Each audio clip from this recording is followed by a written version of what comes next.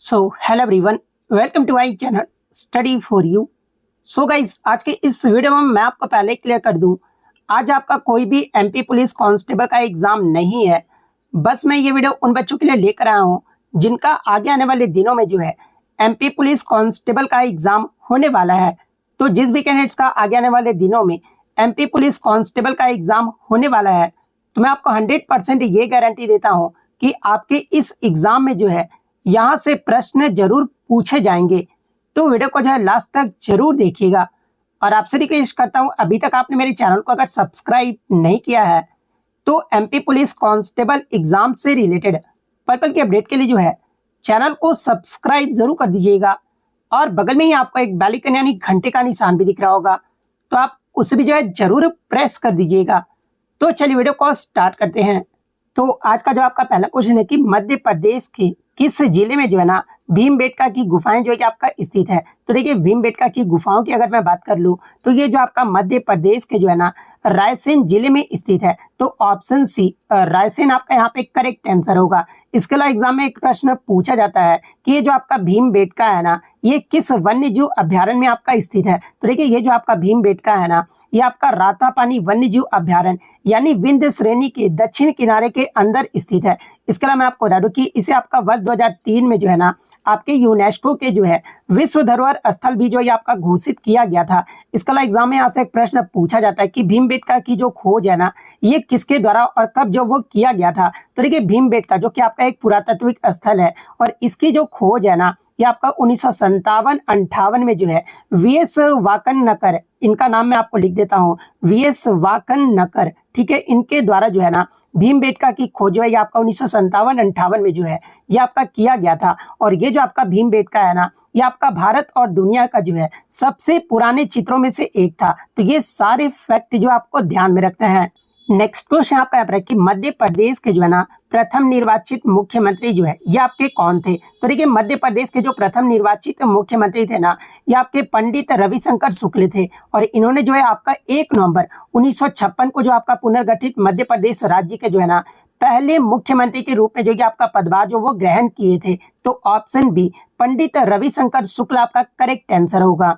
Next question आपका यहाँ पर है कि मध्य प्रदेश का जो है ना राज्य पक्षी जो है ये आपका क्या है। तो देखिए, मध्य प्रदेश का जो आपका राज्य की जो पक्षी है ना, ये आपका दूधराज है। तो ऑप्शन बी दूधराज आपका यहाँ पे करेक्ट आंसर होगा। इसके अलावा दूधराज का अगर अन्य नाम पूछा जाए तो देखिए, दूधराज का जो अन्य नाम है ना, ये आपका शाह बुलबुल है। यानी दूधराज को जो है ना ये आपका शाह बुलबुल के नाम से भी जो ये आपका जाना जाता है। और दूधराज का अगर वैज्ञानिक नाम यानी साइंटिफिक नेम अगर आपसे पूछा जाए तो देखिए, इसका जो साइंटिफिक नेम है ना, ये आपका टर्सीफोन पैराडीस है। मैं आपको यहाँ पर लिख के भी बता देता हूँ, टर्सीफोन पैराडीस, ये जो आपका दूधराज का जो है ना ये आपका वैज्ञानिक नाम है।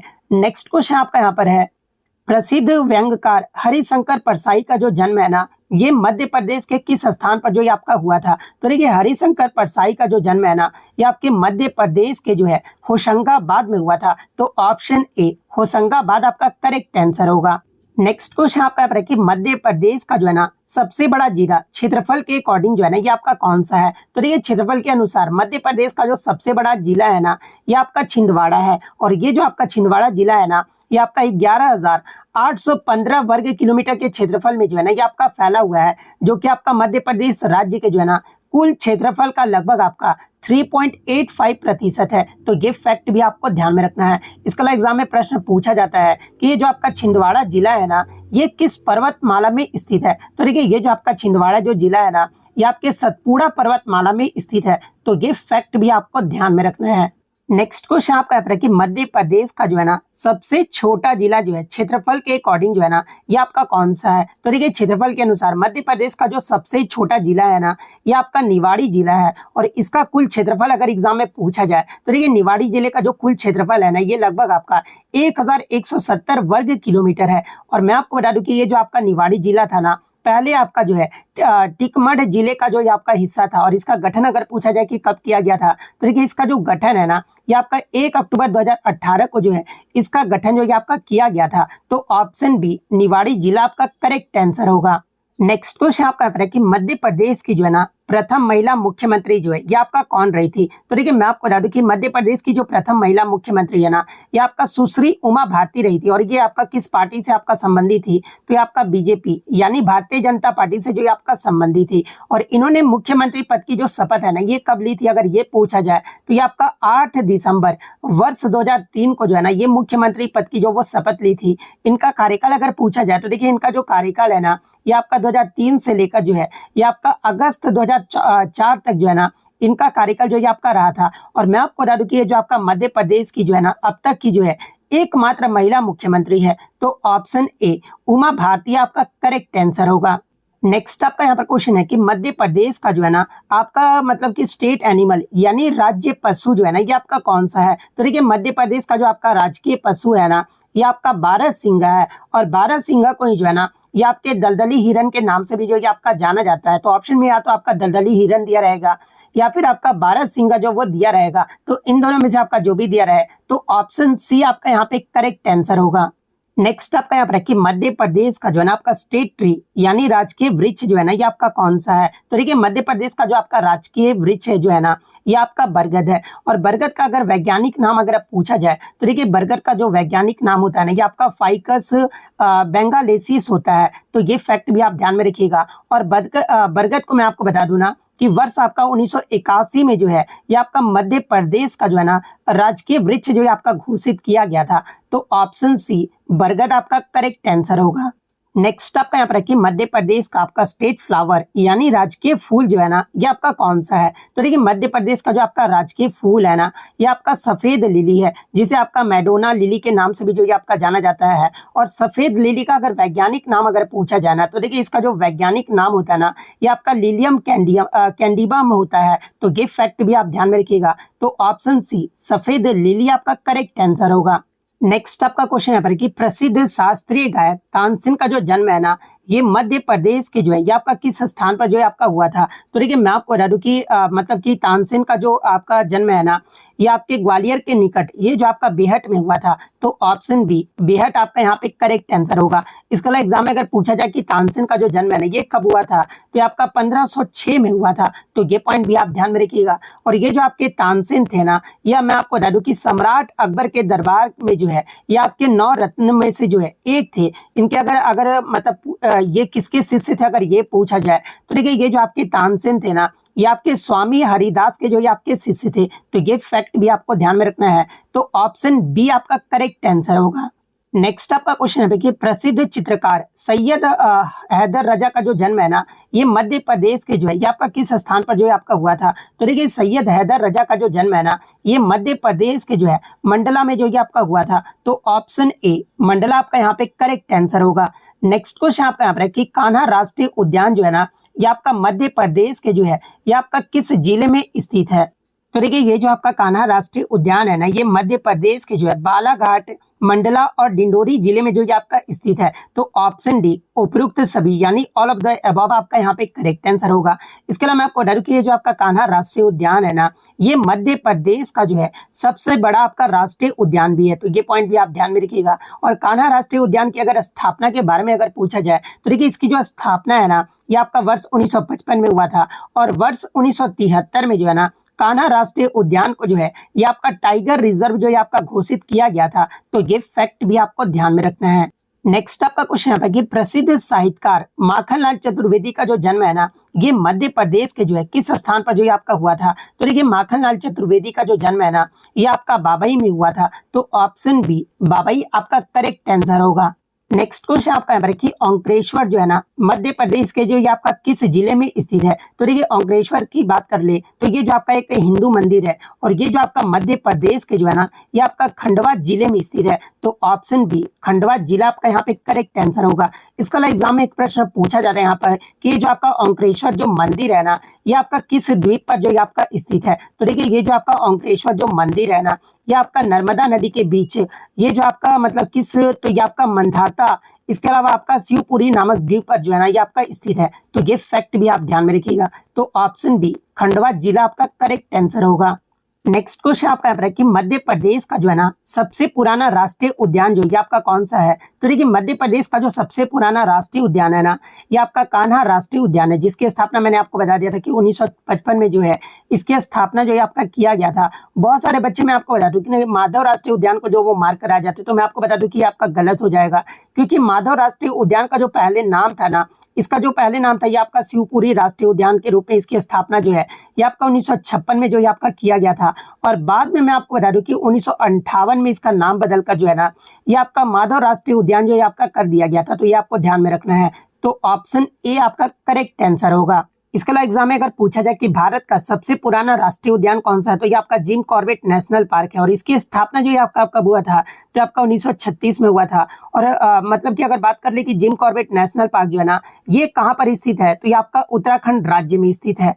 नेक्स्ट क्वेश्चन आपका है कि प्रसिद्ध समाज सुधारक सावित्रीबाई फुले का जो जन्म है ना ये कहाँ पर हुआ था। तो देखिए सावित्रीबाई फुले का जो जन्म है ना ये आपका 3 जनवरी 1831 को जो है ना ये आपके महाराष्ट्र के जो है सतारा जिले के जो है ना ये आपका नाय गांव में जो ये आपका हुआ था। तो ऑप्शन ए आपका यहाँ पे करेक्ट आंसर होगा।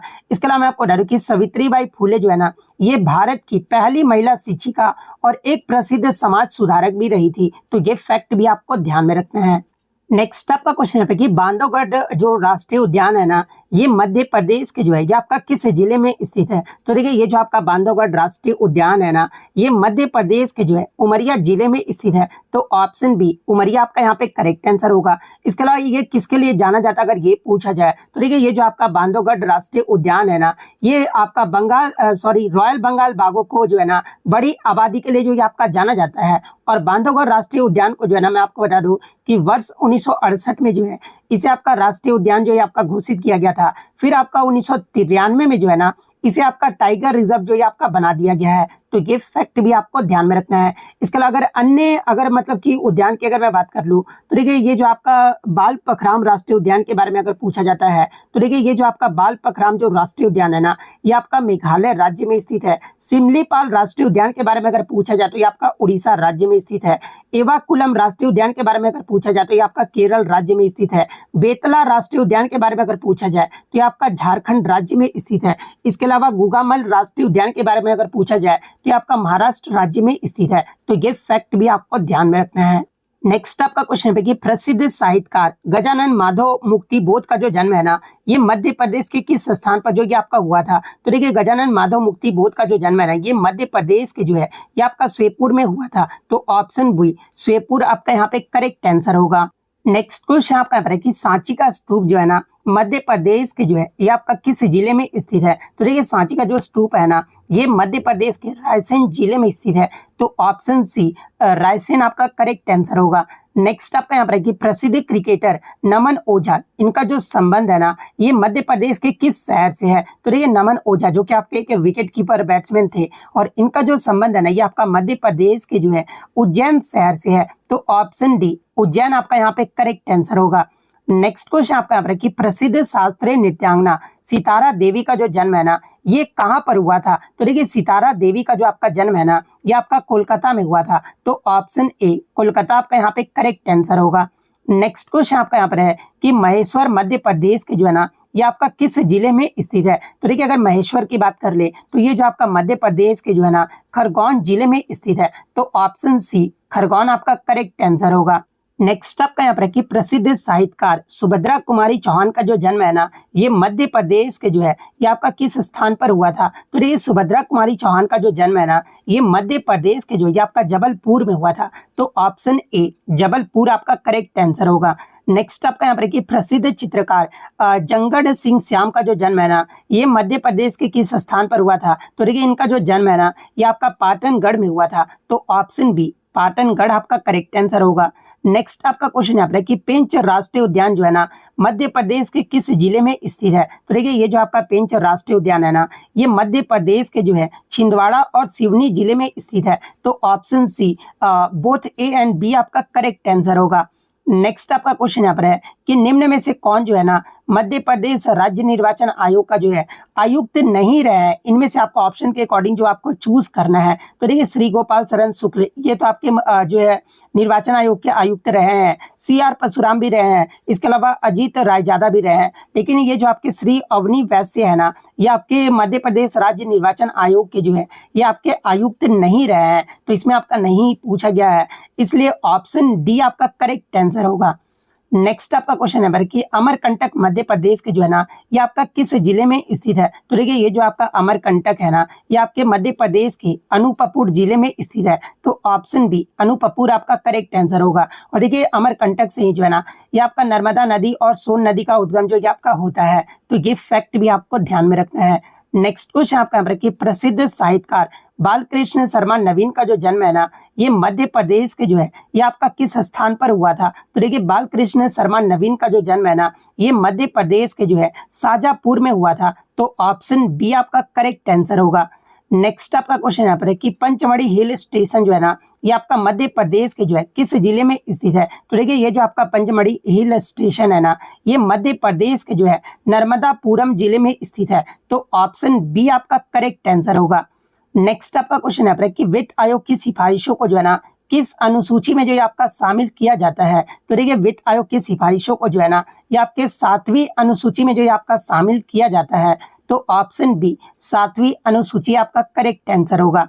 नेक्स्ट आपका क्वेश्चन यहाँ पर है कि मौद्रिक नीति समिति यानी मॉनेटरी पॉलिसी कमेटी के बैठक के निर्णय जो है ना ये किस धारा के तहत जो है ये आपके प्रकाशित होते हैं। तो देखिए, मौद्रिक नीति समिति के बैठक के निर्णय जो है ना ये आपके RBI अधिनियम धारा 45ZL के तहत जो है ना ये आपका प्रकाशित किया जाता है। तो ऑप्शन बी आपका यहाँ पे करेक्ट आंसर होगा।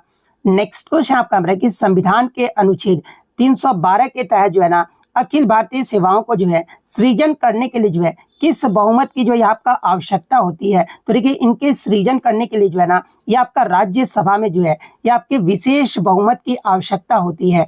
तो ऑप्शन बी आपका करेक्ट आंसर होगा। नेक्स्ट आपका क्वेश्चन है कि गैर निष्पादित परिसंपत्ति यानी नॉन परफॉर्मिंग एसेट को जो है ना संदिग्ध परिसंपत्ति में वर्गीकृत करने की जो अवधि है ना ये आपका क्या है। तो देखिए, इसमें जो आपका करने की जो अवधि है ना ये आपका 12 महीने है। तो ऑप्शन बी 12 महीने आपका करेक्ट आंसर होगा। नेक्स्ट आपका क्वेश्चन है कि भारतीय संविधान के अनुच्छेद 131 के तहत जो है ना किस प्रकार के विवादों का निपटारा जो है आपका किया जाता है। तो देखिए, अनुच्छेद 131 के तहत जो है ना केंद्र और राज्यों के मध्य जो आपका विवाद होता है ना इसे जो आपका निपटारा किया जाता है। तो ऑप्शन ए आपका करेक्ट आंसर होगा। नेक्स्ट आपका क्वेश्चन है पर कि विदेशी मुद्रा प्रबंधन अधिनियम यानी जिसे इंग्लिश में आपका फेमा का फुल फॉर्म क्या होता है। तो आपका फॉरेन एक्सचेंज मैनेजमेंट एक्ट होता है। और ये जो आपका किस वर्ष जो है आपका लागू हुआ था। तो देखिए, ये जो आपका फेमा एक्ट है ना ये आपका वर्ष 1999 में जो है आपका लागू हुआ था। तो ऑप्शन बी आपका करेक्ट आंसर होगा। नेक्स्ट आपका क्वेश्चन यहाँ पर है कि राष्ट्रीय प्रतिभूति जमा संस्थान यानी NSDL की जो स्थापना है ना ये किस वर्ष में किया गया था। तो देखिए, NSDL की जो स्थापना है ना ये वर्ष 1996 में जो है आपका किया गया था। तो ऑप्शन बी आपका यहाँ पे करेक्ट आंसर होगा। नेक्स्ट आपका क्वेश्चन है कि संविधान के अनुच्छेद 280 के तहत जो है ना गठित वित्त आयोग का जो कार्यकाल है ये कितने वर्षों का होता है। तो देखिए, वित्त आयोग का जो गठन है ना ये किसके द्वारा, तो राष्ट्रपति के द्वारा जो है अनुच्छेद 280 के तहत जो ये आपका किया जाता है। और वित्त आयोग का जो कार्यकाल होता है ना ये 5 वर्षों का होता है। तो ऑप्शन बी 5 वर्ष आपका करेक्ट आंसर होगा। नेक्स्ट आपका यहाँ पर कि सार्क के चार्टर में जो है ना कुल कितने अनुच्छेद हैं। तो देखिए, सार्क के चार्टर में जो है ना टोटल आपके 10 अनुच्छेद है। तो ऑप्शन बी 10 अनुच्छेद आपका करेक्ट आंसर होगा। नेक्स्ट आपका क्वेश्चन यहाँ पर है कि भारतीय रिजर्व बैंक के जो है ना बैलेंस शीट में अन्य देयताएं जो है ना ये आपका क्या दर्शाती है। तो देखिए, भारतीय रिजर्व बैंक के बैलेंस शीट में जो अन्य देयताएं होती है ना ये आपके विविध दायित्वों को जो ये आपका दर्शाता है। तो ऑप्शन ए आपका करेक्ट आंसर होगा।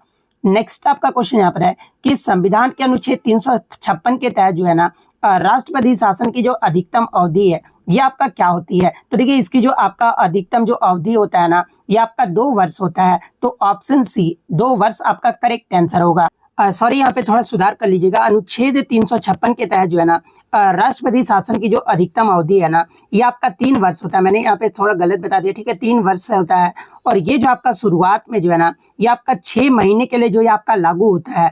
और संसद के दोनों सदनों की मंजूरी से जो है ना इसे आपका 6 महीने में जो ये आपका बढ़ाया जा सकता है। तो ऑप्शन बी 3 वर्ष आपका यहाँ पे करेक्ट आंसर होगा। नेक्स्ट क्वेश्चन आपका रखिए वित्तीय समावेशन सूचकांक को जो है ना ये आपका किस वर्ष जो है आपका शुरू किया गया था।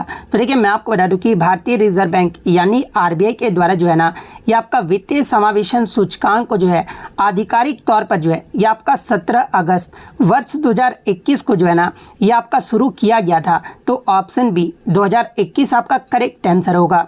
नेक्स्ट क्वेश्चन आपका बनेगी संविधान के अनुच्छेद 368 में जो है ना संशोधन की प्रक्रिया जो है ये आपका किस देश से जो है आपका प्रेरित है। तो देखिए मैं आपको बता दूं कि संविधान संशोधन की जो प्रक्रिया का उल्लेख है ना ये आपका अनुच्छेद 368 में जो ये आपका किया गया है और संशोधन की प्रक्रिया जो है ना ये आपका दक्षिण अफ्रीका से जो ये आपका प्रेरित है। तो ऑप्शन ए दक्षिण अफ्रीका आपका करेक्ट आंसर होगा। नेक्स्ट आपका क्वेश्चन है कि राष्ट्रीय स्वच्छ गंगा मिशन यानी एनएमसीजी जो है ना ये किस मंत्रालय के अधीन जो ये आपका कार्य करता है। तो देखिए राष्ट्रीय स्वच्छ गंगा मिशन जो है ना ये आपके जल शक्ति मंत्रालय के अधीन जो ये आपका कार्य करता है। तो ऑप्शन बी आपका करेक्ट आंसर होगा।